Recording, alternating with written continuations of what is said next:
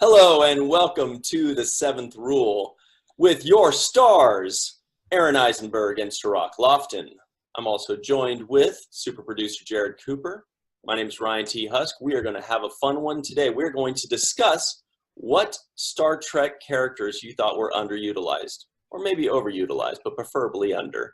Then we're going to talk about some Star Trek Discovery, Episode 13, Such Sweet Sorrow. That'll be a little later on, so stay tuned.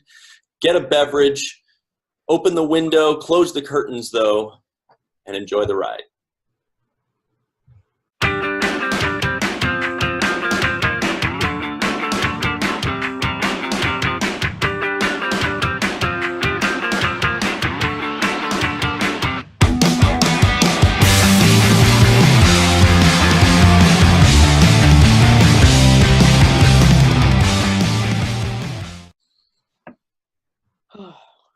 Hey there, nerds.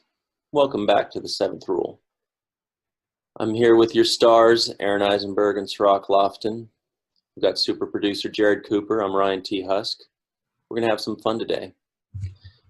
Do we need like some Kenny G music or something? Oh my God! I thought I was gonna go to sleep there. Oh yeah, I thought I was talking about welcome. therapy. The little fire was gonna come up, the little cigar, and we're just gonna kind of mellow out and just go. Oh, Let's do it. Let's mellow. Hey, I got my special shirt today. I thought you wore that already. You did. You wore that like a couple episodes ago. Shit. Yeah, I that's what couldn't it even says. remember.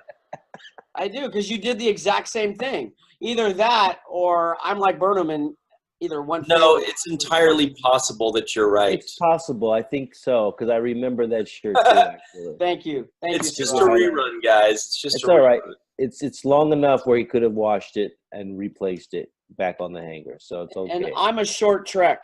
I'm just No, saying. I was wondering why it was kind of towards the top of the dresser drawer. I'm like, does that mean I wore it recently? I don't know. Yeah. Anyway, so it's still a special shirt. I don't care. So today we're going to talk about some underutilized characters that people thought should have been used more and more and more, that they want to know more about. Let's start with Aron. What do you think? Since it was your idea, great idea, by the way. Well, I would really first think about Discovery because that's pretty much the first, well, other than the original series that I watched as a kid. I haven't watched TNG. I've watched a few episodes. I haven't watched our show. I just worked on many episodes, although I did start to watch it. And I started to watch Voyager, highly disappointed in how they ruined the conflict that they set up so wonderfully in the first two episodes. With Drives me Chakotay. nuts. With the Drives Maquis me and nuts the about Korea. Voyager. You set up a great conflict, and then you go, okay, now we're all friends, and you take it away. So it makes it a little hard for me to continue watching, but I will. Yeah. But They in could have milked that. Discovery, They could have milked that for 2 more seasons. You're right. yeah, absolutely. Because what would have been great in that journey is seeing how that conflict becomes resolved, or at least a truce is resolved for the greater good. And there were so many great stories and character development they could have done within that. And a huge opportunity missed to me on Voyager. On Discovery, it's interesting. I was watching the most recent episode today, and I was thinking about it as I was watching it. And truthfully, I feel like a lot of characters on that show, and then I was a bit more frustrated with that lack of development. I've seen those notes on Discovery, and again, I'll preface this with saying I love Discovery. I really love it. It's a great adventure. I was crying in today's episode watching it. So was Melissa. I think all the actors do a wonderful job. The production value is so high, but I feel a little, I didn't get enough of character development, and too many characters were thrown at us only to disappear and maybe pop up here and there and a few words said, which then is not really taking the time to invest in what you're putting forward. And if you're not going to invest in that, then don't put them so forward. Your character, I thought, was probably the one that drives me crazy the most, that they didn't develop more, that you love. The security officer, Non. They bring her. Did I say that right? I love Non. Yeah, I love her too, but we know absolutely nothing about her. There's zero character development for her. and she was an important part of basically killing Arium. And I didn't feel for or against her in that, or the conflict, because nothing was really quite established other than she shows up with Pike. And they just have her there kind of in the background here and there all the time. And I feel like that, and it's hard to do that in 16 episodes, right? Is that how many we have for the season? 14. 15, right? 14. But the good news is, yeah. Yeah. So but the good news is that they're keeping Non. Non looks like she's going to be staying with the crew. So we're fine there. We're going to get more of her. Hopefully. Unless she dies. And so that's really, I mean, to go into our next episode as we talk, that's really my biggest critique is I would have loved to see more of her. I would have really liked to have had a little bit more from Arium. But again, writers can't make everybody happy. They've got it. They're telling a story. They've got a 14 episode mission, right? And there's only so much they can do. And so it's tough. I would have liked, I think I would have liked to have seen more of those two and more character development within them, somehow within the storylines. You know, and I'll why do you want to? What is it about Non that you want to see more of, though? Like, what is it? Because I think she's kind of interesting. I think she comes in. She's a female security officer. She's comes from a different race that I've never heard from. Arson. And there's something that I like about the actress, and I just thought that would be really neat to explore that. I've never seen this character, and I would have liked to. And I loved her connection with Burnham. When she said, "I'm sorry," I forgot what episode it was, and there was this, it was shot like this, where they both come up like this, and she stops Burnham and says, "I was wrong about you," I think, something like that, and shakes her hand. I'm like, oh, that was kind of cool. You know, little things like that. So it would have been neat if you're going to bring Pike with two other officers onto the station and one dies right away, then build up those two a little bit, because they already have a relationship. Yet, we never saw them really have a relationship all the way through the season. And that would be one of my critiques of the show. Nothing major. I still am a huge fan of the show. But yeah, I would have liked to have seen that maybe fleshed out a little bit more, or Arium, before they kill her, before they you know, send her, you know, out of the airlock, which was my fear for 7 years on DS9. So when I saw her fly out of the airlock, I'm like, oh, that could have been me. Yeah. But I kind of have to agree with you that a lot of the characters are short-lived on this show. They come in, they're in, and then they're out. I don't get enough of Spock's parents, for example. I thought this was the first time they ever really mentioned Spock's parents, but they got a really short segment and not too much. Also, Michael's mom, the Red Angel. One episode. It was the one episode in and out, and it's like I want to care for her or care about her, and I feel like she's got a great story to tell, and there's more there that could be worked as far as emotionally between the mother and daughter. But I feel like they just brought it in and pulled it back away, and I would cry and be more heartbroken over the mother-daughter building a relationship and then losing it, like you say, playing it out and stretching that out longer because it makes sense, than two people that are barely developed that are supposedly friends and one of them dies. Mm-hmm. And for me not to even know enough about the person who's gonna go to feel for it. Yeah. So yeah, I think that's one of the you know, and I understand they have a lot of story to tell, and they're trying to like cross all the T's and dot all the I's. So it looks like they're trying to stuff so much information into this show, where they're, you know, they have the timeline up to keep up. They have back universes to keep up with. They have modernization of the old stuff to kind of make excuses for. And so they're always kind of making these tweaks and trying to, you know, cover all the bases. So all the guys who are real Star Trek fans that are into all the dots canon being accurate, on all the canon being accurate, they're trying to make sure that they cover and explain away those different tie-ins, you know, on this show. storylines. But it just costs them the ability to now create something new, and also make me care about these kinds of new characters and their new interpersonal relationships. Right. They're forcing a lot of storyline quickly. Sure.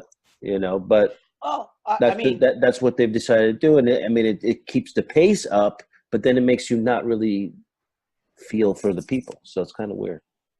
and when we get to Discovery, we can debate that a little bit more. I feel like they found a little bit more of their legs right after the midway point, I think, of the season. But when we get to Discovery, we'll talk about that. Sure. That's not a good thing to say about Pike, though. But yeah.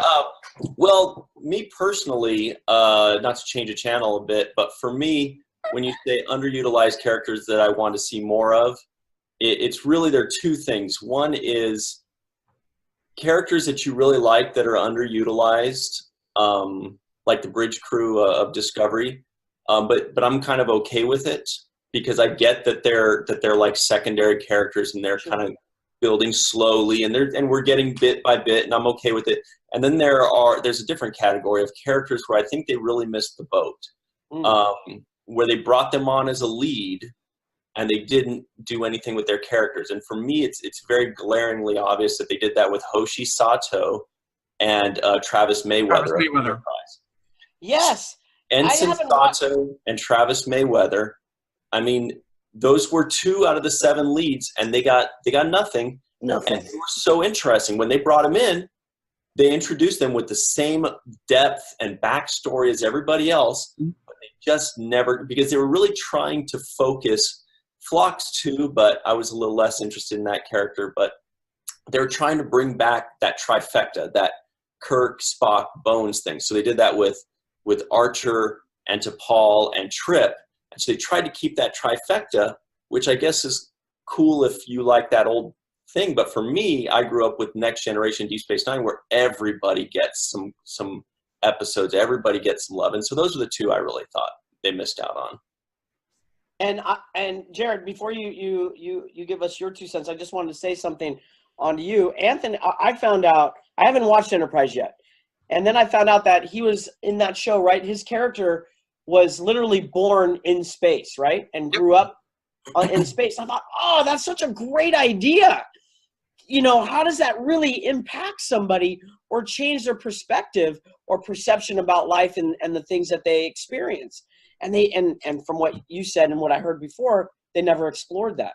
They did at first a little bit, and then they just kind of, focused on the trifecta, and then they had different storylines. The show wasn't getting good ratings, so they're trying different things. And then they started kind of going in the way of Deep Space Nine, which is introducing more characters like Jeffrey Combs' Shran, who is an Andorian, things like that. And so they're kind of expanding outward rather than expanding inward. They're adding more lines for other people.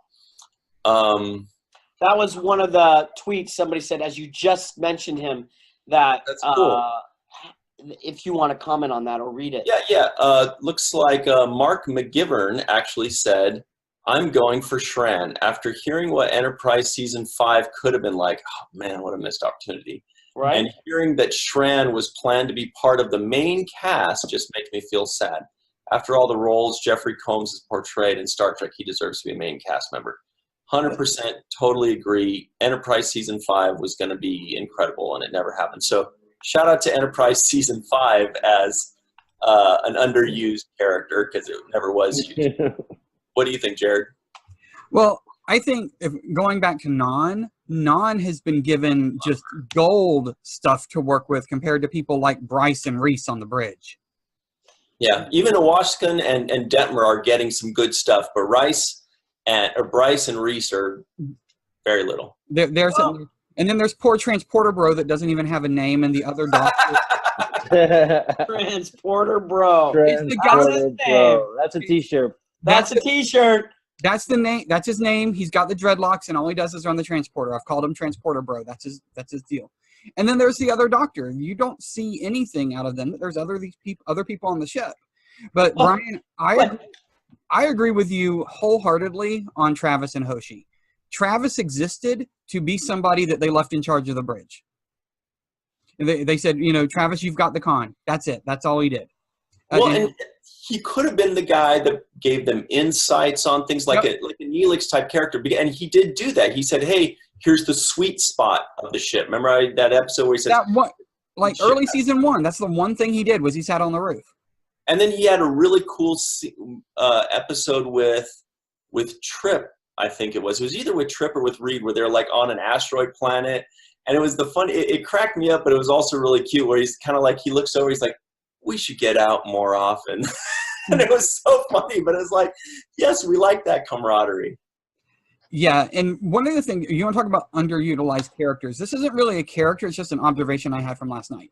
We can describe the Ferengi culture and government top to bottom. Yep. Same with Klingons, Romulans to a bit. When have we seen the Federation Council?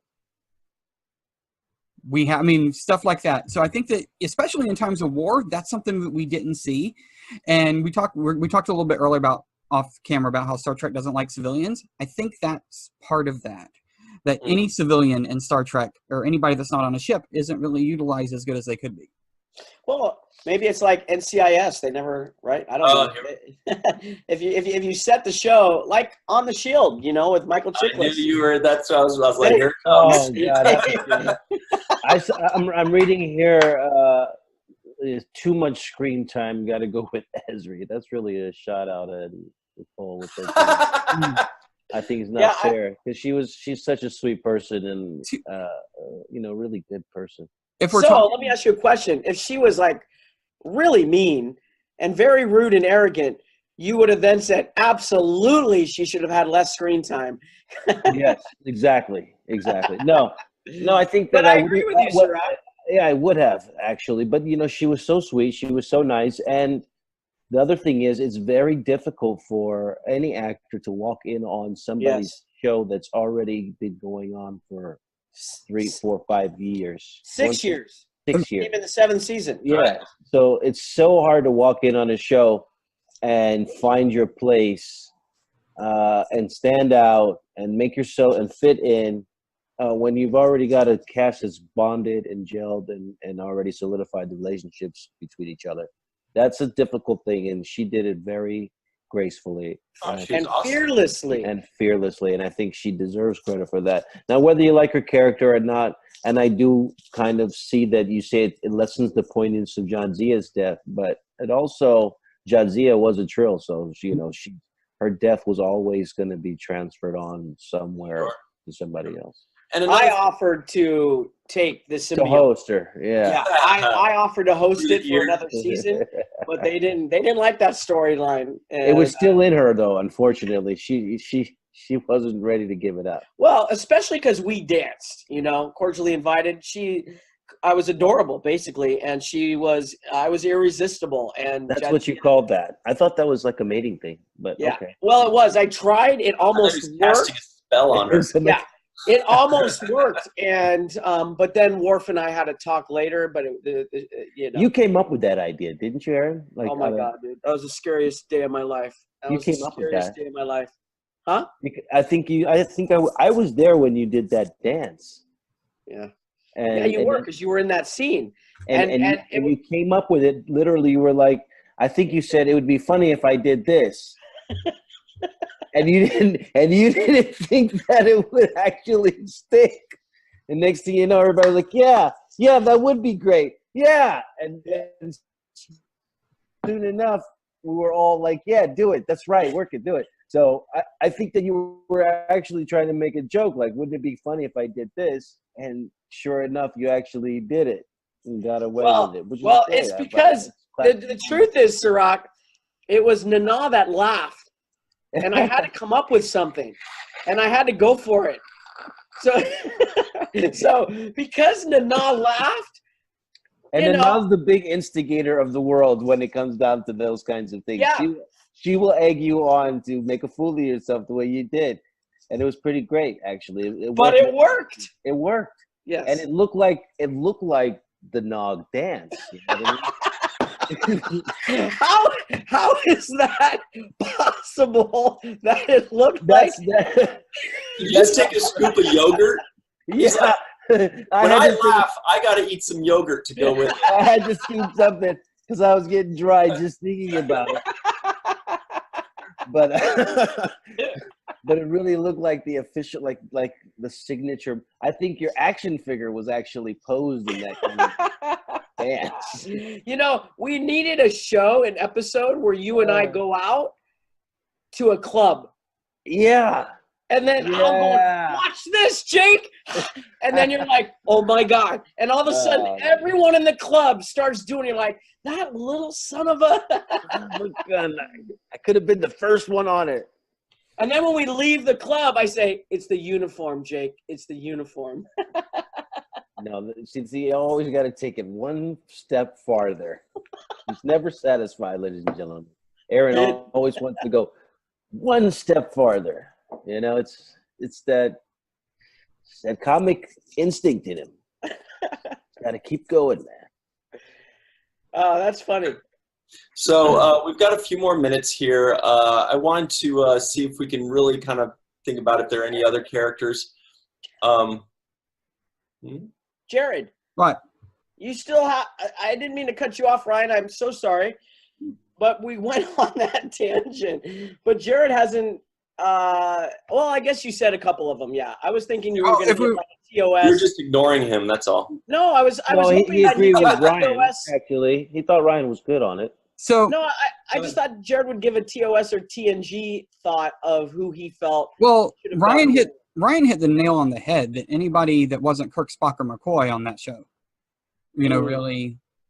What did Uhura do? She didn't sit in the chair until the animated series. Mm-hmm. And then somebody on Twitter said that the animated series that Chekhov got a bum rap. Part of the reason he wasn't even in the animated. He wasn't even there. Like Walter Koenig wasn't even there. So that's part of the reason why. It was just logistics. Yeah. I'm going to be scandalous for a second if we're going to talk about overutilized characters. Okay. Plug your ears. 7 of 9. Yeah. If you go back and watch 7 of 9, when she got introduced, she got, I don't even want to say shoehorned, just shoved into so many episodes that weren't even about her, would never be about her. Like, oh, look, B'Elanna's going on a spirit quest to go visit her dead mama in the afterlife. How does this affect 7? I mean, I get there's a right and a wrong way to introduce a character, but with her, it was just wrong on so many ways. Jerry calls me 5 of 0. Nah. It did become the Janeway and 7 hour. I kind of stopped watching it for a while. That's the only time I ever kind of stopped watching a Star Trek series, was after a while when every episode was just Janeway and 7, Janeway and 7, Janeway and 7, always fighting. And I was like, come on, we got so many cool characters. Let's see what we can do with them. Chakotay? We don't even know what tribe he's from.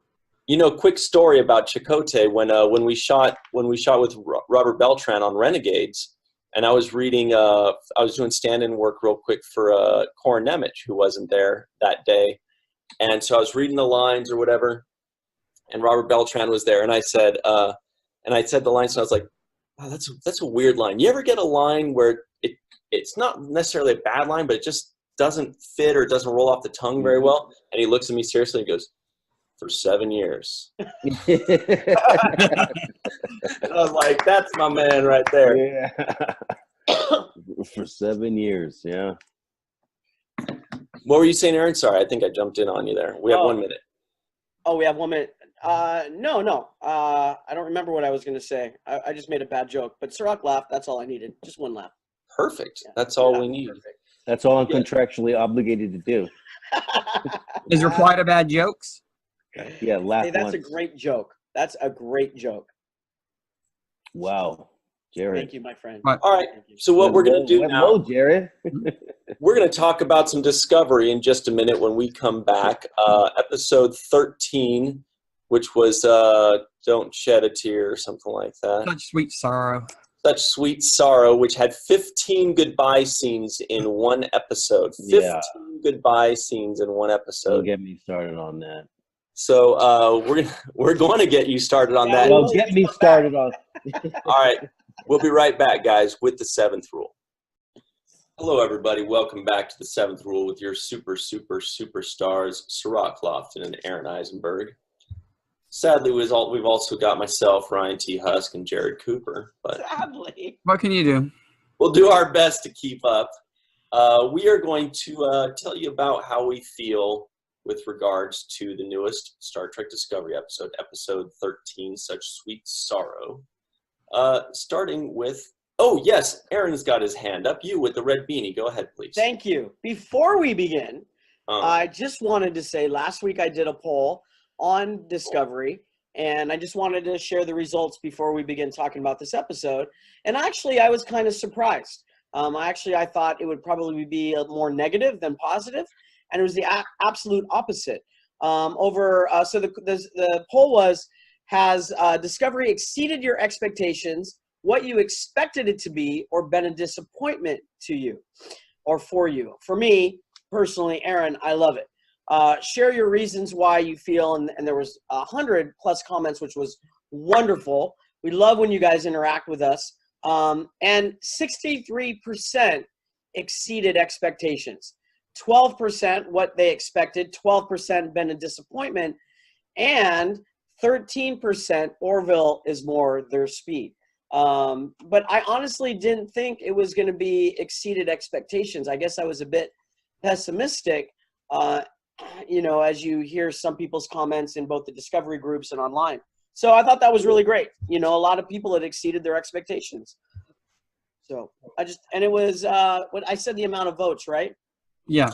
Yeah. What was it? That's 63% of that. That's pretty good. How many votes were there in total?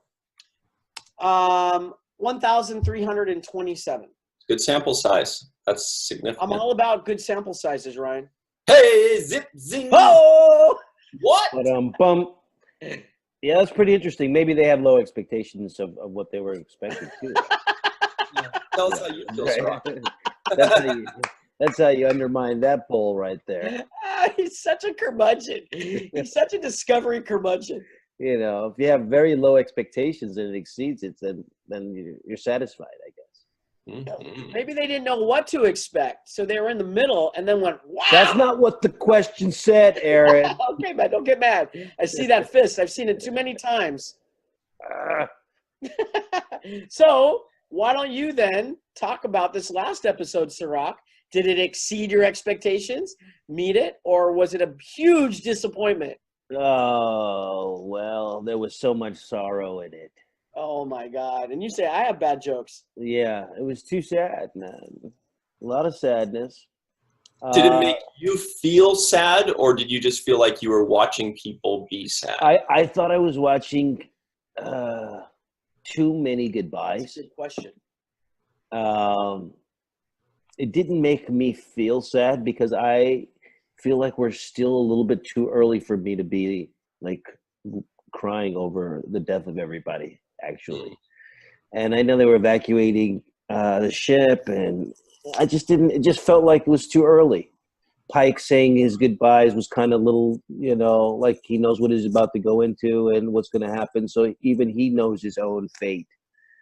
And yes, remember, he touched the time crystal. The time crystal, which is what I'm trying. His own fate. Yeah, I know, and that's what I'm saying. It's so then how sad can I be? I already knew where he was going to. We've been knowing where he's headed to this whole show, Well, so I'm not that sad that he's headed to where I knew he was headed to. It's not like Spock saying. It's not like the Spock saying goodbye to Kirk when he's about to get shot out into the space. Well, that was a sad moment. Yeah, but that's not a fair comparison because you have how many years prior to that of building up a relationship between two characters versus exactly. That's where that's where sadness comes. Okay, but then when you the argument to that would be that in order to get there, you have to really repeat the pattern of TOS and just do different little stories, take 3+ years to build up those characters and whoever and not all shows work that way, but our show didn't work that way, and we still had Ariam's goodbye. There was this goodbye. There was Michael's mom's goodbye. Every episode has a goodbye in it where somebody's about to not see each other for forever. Right.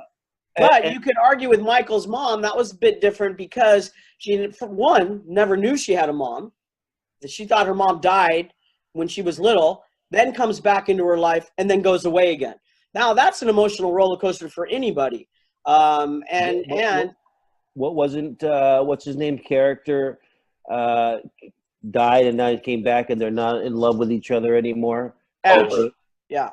That's another. Oh no, Culber. Yeah, Culber. Another goodbye. There was Tilly about to be sucked up in another goodbye moment where we thought she. I don't think. I think we knew they were going to save her. I don't think we thought Tilly was going to. You talk about Culber. I went when I rewatched this. I saw that scene. I think that was only a goodbye because Stamets made it one. Because they had that thing where they were both about to say something. And right. Right. He says, you go first. And then Stamets said, oh, I think I've moved on. I fully believe that Culber was there going to say, hey, let's give this another shot. Make amends, yeah. But Stamets screwed it up because he let Stamets talk first. I disagree. I think Culber came up because Stamets owed him 10 bars of Latinum, but that's just me. Platinum bars, okay. No, I just think that, look, there was so many goodbyes in this last episode. The one between Michael and Ash was, it kind of gave like a deeper feelings than I knew that they had for each other. I never really saw that they cared for each other that much. You thought it was kind of half-assed? It was half-assed. And I make bad jokes. Hey. But so yeah, there was just like, I don't know. There were Pike saying bye to people that we haven't even had development on yet. Like characters. Who? Guys on the bridge. Yeah. I agree and I disagree. You're coming, and Ryan wanted to say something earlier, so I feel like he wanted to chime in there earlier. Oh, okay. Ryan? Well, I don't remember anything, but something that did just pop up was that speaking of Pike and saying goodbye and whatever, I did think a really good moment was when Michael was going to leave, and Pike just says, "Eyes up" for Michael Burnham, right, or whatever he said. He said, "Eyes up," like pay attention, give her a salute, give her the respect of a eyes up kind of goodbye. I thought that was a really nice moment. It sounds like something that might already be in the military, and military people can chime in and let us know. But when he said that, I was like, wow, that felt like a respectful, militant official thing to do. Like, hey, this officer is going to leave us. Give them the respect that they deserve. And everybody eyes up. They stood up. They did their moment. I thought that was really good. I like him too, by the way. I think he's doing a phenomenal job as the captain. He's one of my favorite captains ever. He's just great. He's so likable. His tenacity is great. I just think he's good for the role, and they'll be missing him if they're not going to bring him back next year. I'm just sad that the ladies don't seem to like him very much. Huh. Just kidding. Women cannot get enough of this guy. They love them some Pike. So I think it's funny that you guys are talking about how sad and all these goodbyes. I laughed through the first half of this episode, like nonstop. It was the most amusing thing ever. What made you laugh? Well, you were drunk. He's heartless. No, for starters, I think I have found my favorite Philippa Georgiou. I thought her as captain of the Shinzo was the best. No, irritated, snarky Georgiou is my favorite Georgiou. Orange. Hey, let's just blow one up. I was like, and her reaction to being given that bowl of ice. Bowl is vile, yeah. The ice cream is vile. I loved every minute with her. It made me laugh. And not much makes you laugh. So that's saying a lot. We haven't made you laugh yet. And we were getting character moments like we were talking about in the first segment. All these characters we haven't seen and haven't had screen time in forever. Those are the ones that we see. Whoa, Jet Reno is finally come out from somewhere. Tilly's back. Somehow Admiral Cornwell got on the Enterprise. I still don't understand how she appeared on the Enterprise. Section 31 magic. Yeah. But speaking of Jet real quick, I do want to say they're doing a good job of creating good moments for us, and that's why I keep kind of throwing in little moments. Jet had a great moment when the lady, the princess girl, the 17-year-old Princess Mononoke or Princess whatever. Popo or Yeah, Poe, that's what it is. She goes, they exchange a couple things, and then Poe's sucking on her spoon, and she points to Jet after Jet says something. She goes, "I like you," and then Jet, as dry can be, goes, "I like you too." And I don't know why, but it was such a good moment. I like that moment. It wasn't overstated. It wasn't like, it was, the writing was subtle, the acting was subtle. Jet didn't feel like she had to overact it. Like, hey, so she was just kind of like I like you too. Great moment, I thought. Yeah, I enjoyed Giorgio as well very much. Very funny, and I love the fact that while she's showing concern for Burnham, she says, I'm not above taking advantage of your selfless nature either. It was really kind of funny how she threw that in, and it was great. I think I saw this episode again. It's only 14 episodes long season, and I wonder how much this show could have given a lot of the things that Cirroc wants more. Same with me and Jarrod and Ryan. More of the character development if it did go to 26 episodes, right, like our shows did. Sure. So the fact that they're stuck in a much shorter season, squeezing more stuff in, it makes it a lot harder to truly build up characters that they've filled within on the ship. And if you go back to the beginning and the adventure that they set up with Pike, was the decision then to only make him one season? Would it be better if they set it up for at least two? Because they're bookending the Enterprise arriving at the end of the first season and the beginning of this to now Pike back on the Enterprise. And now what they did is they took the main Discovery crew and cast to follow Burnham. And I thought they did a great job of telling that story of saying, we're going with you, which then helps Pike separate from them logically to go back to the Enterprise and them to go with Burnham, and where that adventure is now going to take us into season 3. So while we struggle with these character developments, these things that bother us, I feel the writers have done a fantastic job of having to fit in where they were, where they are, and where they're going to go, because of the decision that Pike is only lasting this season. Now, I don't agree with that decision. I love Pike. Right. I think Ensign Mount is phenomenal. I would follow that guy into battle. I would stand right behind him, and I'm right here with you, man. Wherever you go, whatever you want to do. He's a great captain, and he's a wonderful actor who brought so much to this role that was only I don't know if I should say footnote on Star Trek canon, but just a small part of it, and breathe life into this. Right. That now we want more from him. And I hope they don't. I mean, I guess I kind of hope they do. They realize we should have gone 2 seasons with Pike, and they don't find some way to bring him back, because that would be too contrived in a way. I feel like they should have given him 2 seasons. Then they could have drawn this goodbye out. Well, they still might. I don't know. Well, yeah, they might. Look what they did with Culber. But to respond to the goodbye stuff, I do agree with you that they went through every person. And I was like, okay, maybe that's a little much, but I also thought they did it well. It was like a montage of people talking. And while it went on a little too long, the goal is to pull you in a little bit closer to them to go on their journey to season 3, right? I mean, that's essentially what they're doing. And the one where I did cry was, I got to give it to Soneqa's performance, as well as her Vulcan, and human parents. I thought that scene was really moving to me, maybe as a father, because I looked at like, God, what if my son was saying, Dad, I got to go into the future and save the world, and I'm not coming back. Oh, wait! And Soneqa pulled me into that. And you want to talk about... Hold on. And it was emotional for me. That was emotional for me. And I loved that scene. And you could almost see her father cry.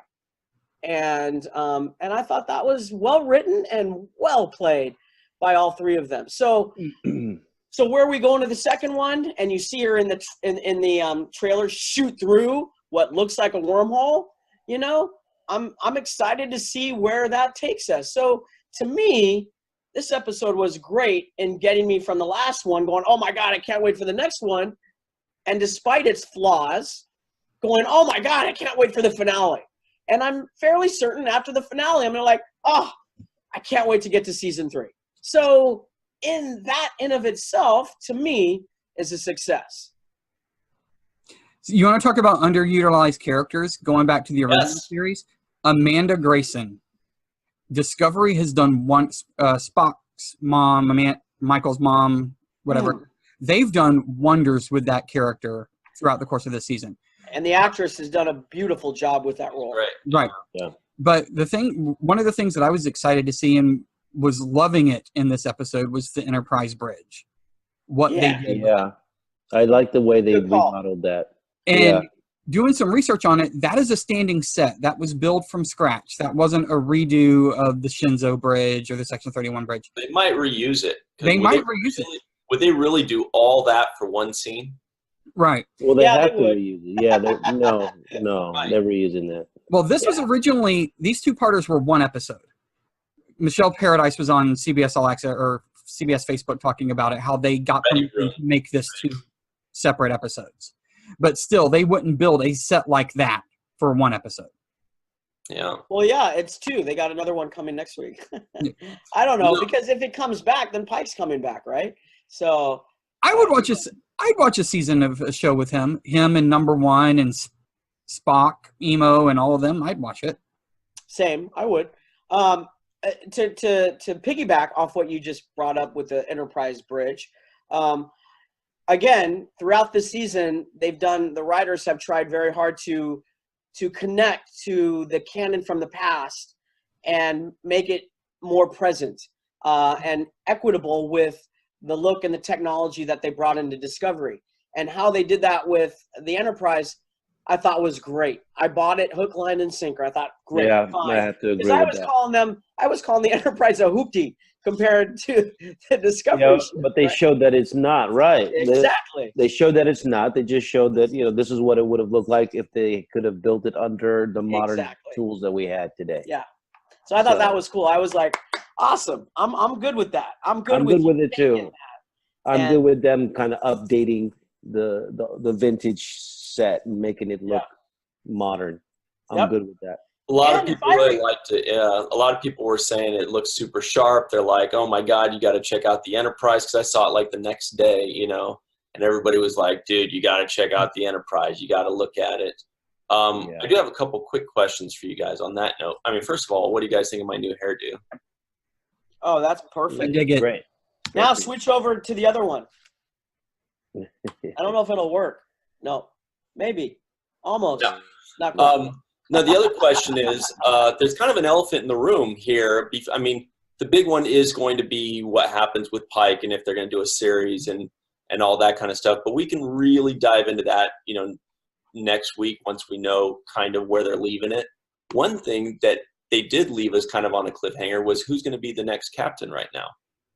Now, I did a poll in the Discovery group, and I want to know what you guys think. The options are basically Captain Saru, Captain Burnham, or a character that we haven't even met yet, like another one's just going to pop up like Pike did, just pop up out of nowhere, or other, like somebody. Giorgio or something. Yeah, but Giorgio left. She's off for Section I 31. thought of her Yeah. too. I think it's Burnham. It's Mike. Saru. Tilly. I say Tilly. No, Those are the three answers people were giving to me, by the No, what happens and what you guys don't understand is when they go through the wormhole, they come out and they see Deep Space Nine. Nog comes out and ends up taking the ship over just like Pike did, and we have a whole new season. Yeah, of it. I actually thought that. Did you get the call yet? Because I'm waiting. I can't say. Okay, good. So you can't. So that's a good sign, guys. That's a good sign. So That would be so funny. They'd be like, it's possible, though. It's actually possible. they would look to the camera and go, "This really is Short Trek." Oh, Ah. No. Saru would just constantly pat me on my butt head. He's so cute. He's so cute. No, you could do it. You could do it. It's very possible. No, it's not. But Aaron, so it is. I mean, there's a time hole. There's a time crystal. They got time crystals. You know what I realized is Ferengi really missed the boat on this one. They should have really been out there trying to collect time crystals and then capitalize and corner that market. You know. Yeah. So just saying. Aaron, who do you really think is going to be captain? Not Tilly. I know he's not saying that for real. Yeah. Who do No, you really of course not. Of course not. I don't know. I think that's a premature question because I think we have to see the next episode and we have to really see what wait happens. for them to tell us. No, It's not a prediction if you know I was already. actually going to tell you what I was thinking, but what I'm trying to say is we don't know how they all, if they do, go through the wormhole into the future.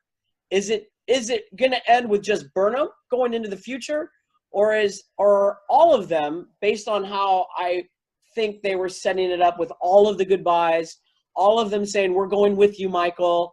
You know, basically the Discovery crew, except for Ash, right? Ash isn't going, and where that. So it's not set up yet. That's why I think it's slightly premature. If I had to pick, yes, I would say Saru because he's the highest ranking officer right now. But what I'm saying is that right now they're going into the future without Pike. So right now somebody's going to be acting captain starting in the very next episode. Somebody will be acting captain. It's Saru then. It's Saru. You're talking about right now? Yeah, Saru. It's Saru. I think so. Unless they throw us a curveball. They don't go to the future. They end up going to Vulcan, and then they get the Vulcan captain that they were supposed to get beginning in the second season. But then I have to They agree throw with us a Aaron. It's a curveball. little premature. I mean, the next logical step would be Saru, but So it's possible anybody can come in at this point and steal the show. And if it's possible for Cirroc to agree with me, Anything's possible. So what do we think Ash is on his way to go do? Because he said repeatedly, I've got something to go do. He told Pike on the transporter, do you trust me? Klingon stuff, probably. I think he's going to go bring the Klingons into the fight. That he's going to show up. I'll discuss it without saying. I think he's going to go find Luke Skywalker. I think he's going to go.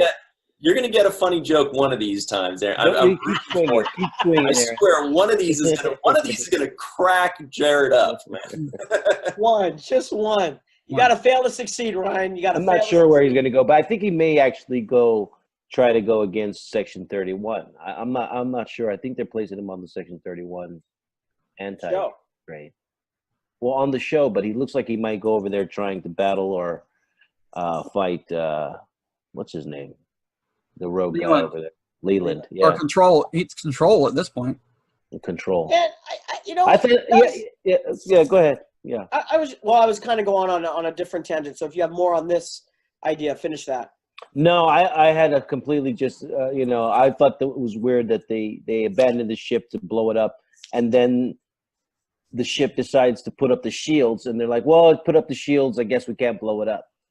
And I thought that was real basic to me.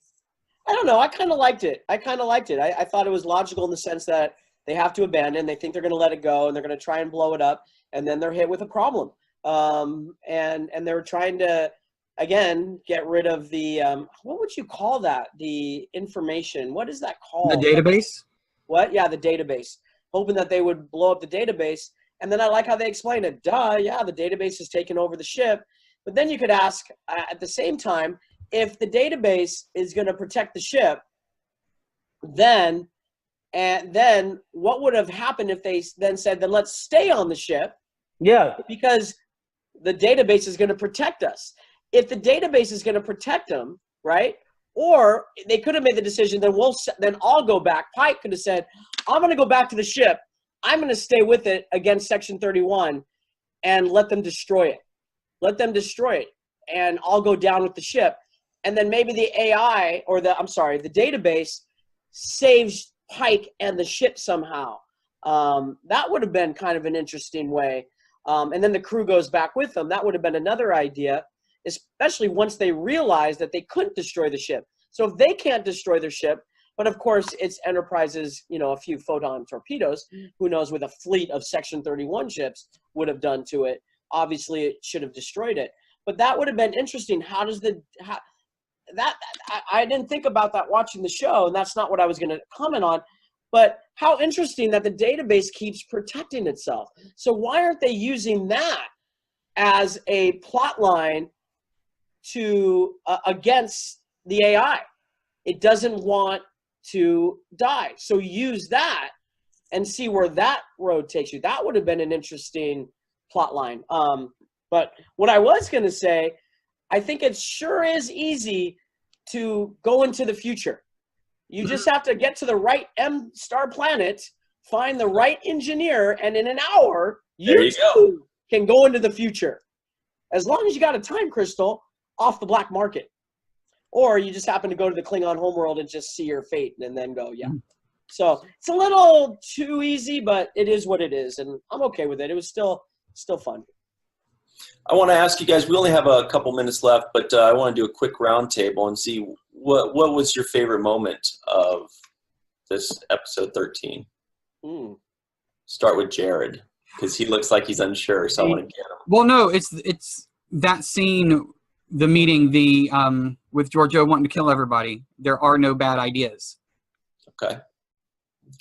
Interesting. Aron? Well, it's hard to always pick one. Pick two. Visually, I loved when the ships docked. Thought that was pretty cool. And all those things, they docked, and then they had the stairway to Enterprise. I thought that was because their transporters were broken, right? Yeah. Well, I mean, how long would it take to transport everybody on the ship? And then I kept thinking, if all those people on Discovery go to the Enterprise, is there enough room? Because isn't that ship a little bit smaller? And even so, if it was the same size, now you've doubled it. And I kept thinking maybe they should have showed the Enterprise, although in space there really is no up down, right? It just starts going but that's obviously visually impossible. Jarrod has a question. During Pike's time, the Enterprise had a crew complement of the 200 and somethings. By the time it got to Kirk, it had a crew complement of like 400 and something. So it can. So it has plenty of room. It has plenty of room. Okay. By the way, Jarrod's wearing a Shenzhou shirt, I see. Pretty cool. And it would have been funny if Pike said, wait, because I haven't said my favorite part. That was only one. Pike said, "You shall not pass." And, there were several that had to stay on the Discovery ship. But I think my favorite moment was probably the emotional moment with Burnham and her parents. I thought I was going to say that. Good, because you got 20 seconds, Cirroc. The opening shot of the episode was beautiful. All right, Cirroc. No, you called it already. And I think that Michael's been carrying the whole. I mean, she has been consistently emotional and riveting. This consistently whole time. Emotional. Emotionally riveting. So she takes your eyes. She eats up the screen. And I don't think she's delivering anything bad as far as performance-wise. I think she is just nailing it. It's just about whether the stories equal her performances, but her performances are A grade. She just knocks it out the park. All right, cool. And my favorite was Poe and Jet doing their little exchange. Thank you, everybody, very much. This is Ryan T.S., Jarrod Cooper, Aron Eisenberg, Cirroc Lofton saying goodbye from the 7th Rule.